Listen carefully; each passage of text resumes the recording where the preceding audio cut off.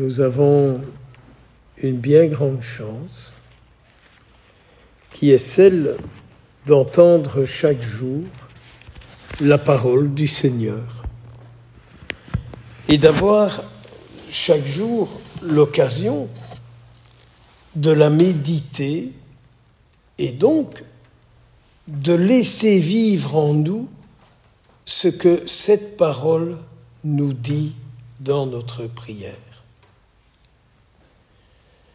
J'aime beaucoup ces quelques versets de la lettre de saint Paul aux Corinthiens, où il dit « Dieu choisit ce qu'il y a de fou aux yeux du monde. »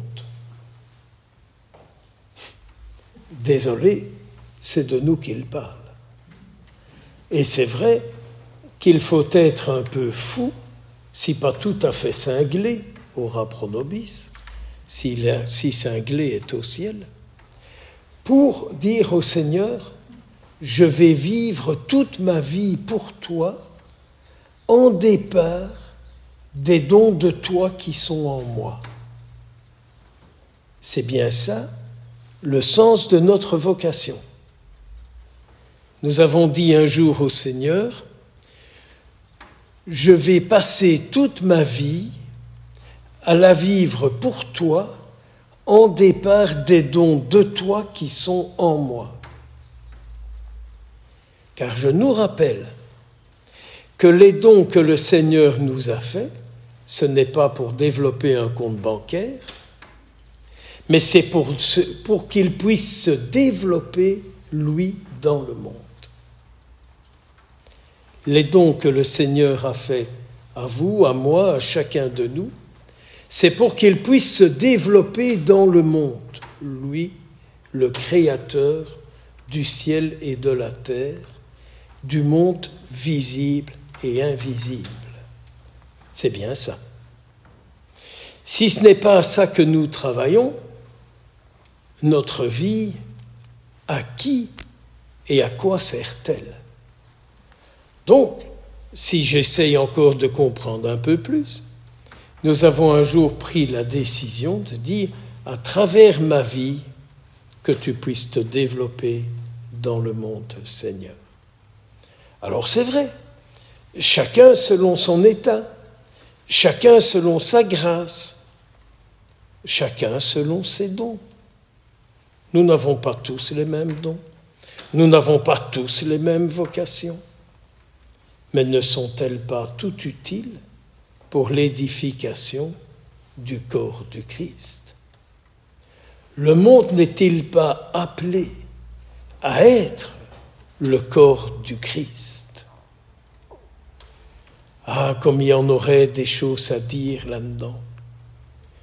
Quand j'entends qu'il dit, non, on en a donné 5, un autre, on en a donné que 2, un autre 3, et vous connaissez tout ça.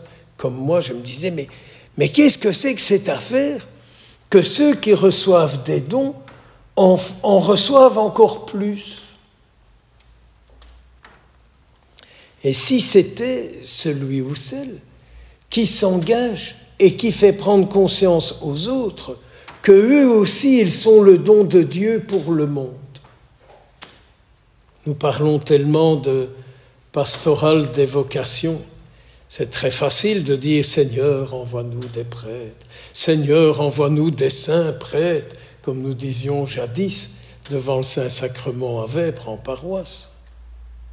Donne-nous aussi de saints religieux, et religieuses encore plus saintes, certainement. Mais ça, c'est déjà fait. Enfin, on va encore le faire un peu plus. Je me dis, mais comment faire dans la vocation qui est la nôtre pour faire comprendre à d'autres qu'ils ont en eux des dons de Dieu pour le monde? Je sais que c'est difficile. Je sais que c'est difficile. Nous vivons dans un monde tellement matérialiste que tout est fait pour avoir et encore pour avoir. Les dons que Dieu nous a faits, c'est pour être et pour être quelque chose de lui. Ou encore mieux, pour devenir quelqu'un par rapport à lui. Et oui, un même uniforme sans doute, mais une âme unique, des dons uniques face à lui, au service de tous. Oui, il faut être un peu fou pour dire au Seigneur, tes dons, c'est pas pour mon bénéfice, mais c'est pour le tien. Vous ne trouvez pas qu'il est un peu nécessaire de temps à autre de savoir pour qui on vit, qui nous fait vivre, et en départ de qui, de quoi nous vivons. Alors vous comprenez qu'à la fin de cet évangile, le Seigneur dit, mais qu'est-ce que tu as foutu de ce que je t'ai donné? Tu en as fait quoi? Mais qu'est-ce que tu en as fait de ce que je t'ai donné? Alors c'est sûr, ceux-là, ils se feront jeter dehors. Et ça, ce sont des paroles épouvantables. Nous ne parvenons pas à accepter que le Seigneur a dit ça. Dites un peu ça à quelqu'un qui vous dira « Oui, mais quand même, vous savez, mon père, ma sœur, il y avait le bon larron, n'est-ce pas, qui s'est converti au dernier moment, et gna, gna, gna. » Vous avez déjà entendu? Ils sont très forts pour raconter ces discours-là dans le monde, et très faibles pour gagner des gens au cœur du Christ. C'est facile de dire « Oui, mais il y a la miséricorde. » Mon Dieu, si je devais vous dire tout ce que j'en entends là-dessus, je vous garderais ici toute la journée. Mais il y a le problème des repas, que nous devons quand même y être présents, n'est-ce pas? Mais trêve de plaisanterie, il y a une réalité. Dieu peut-il faire quelque chose avec ceux qui, sur cette terre, n'ont rien voulu faire ni entendre de lui? Voilà. Alors, moi, quand le Seigneur dit, quant à ses serviteurs bons à rien, on va les taper dehors, il y aura des pleurs et des grincements de dents, mais tant pis pour eux. C'est comme ailleurs, quand le Seigneur dit, écoute, dans ce truc du pauvre Lazare, là, quand le Seigneur dit, écoute, tu as eu ta récompense, hein, chef, sur la terre. Hein? Tu as eu tout ce que tu voulais sur la terre. Hein? Et l'autre qui était à côté de toi, il a crevé, et tu ne t'es pas intéressé à lui. Alors ne te plains pas. Oui, mais je voudrais quand même aller prévenir ceux de ma maison.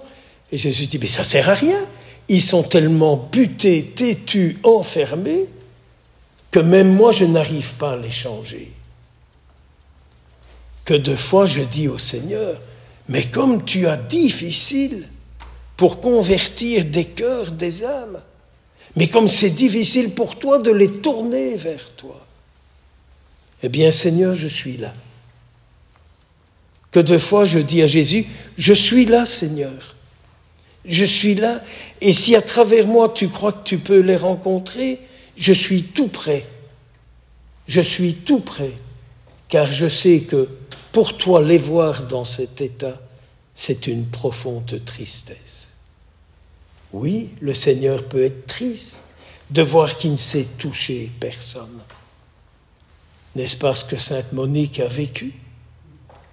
De voir que son mari ne voulait rien entendre, que son fils Augustin était un vrai sauvage, qu'il a eu des femmes, qu'il a mené une vie dissolue, qu'il a traîné dans des sectes, qu'il en a fait toutes les couleurs, quoi.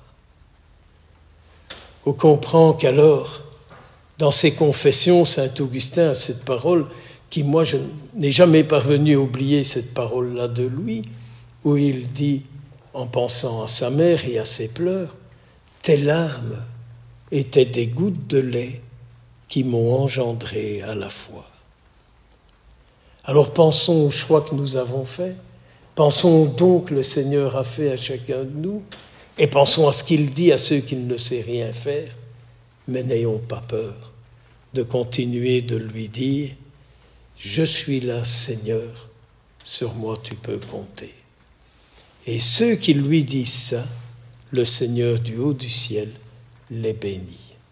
Au nom du Père, du Fils et du Saint-Esprit.